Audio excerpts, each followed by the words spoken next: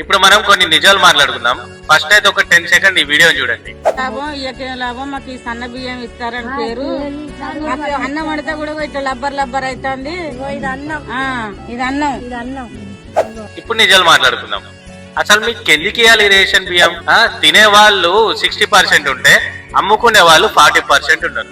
So మీకు ఎందుకు ఇవ్వాలి రేషన్ బియ్యం? మీరేమైనా తింటున్నారా? నెల స్టార్ట్ కాగానే రేషన్ వచ్చిందంటే చాలు లైన్లలో నిలబడతారు, ఇట్లా కొంటారు, అట్లా అమ్మేస్తారు.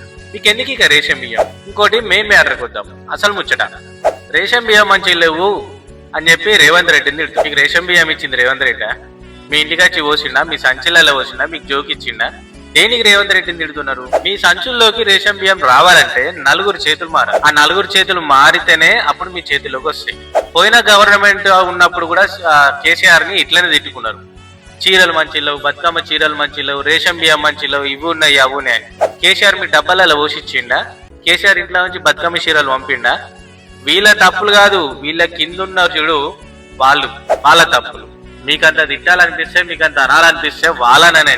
మీకు వచ్చే ప్రతి ఒక్క వస్తువును అక్రమంగా తింటున్న చీడ పురుగులను తిట్టండి. సీఎం రేవంత్ రెడ్డిను, కేసీఆర్ ను తిట్టడం కాదు.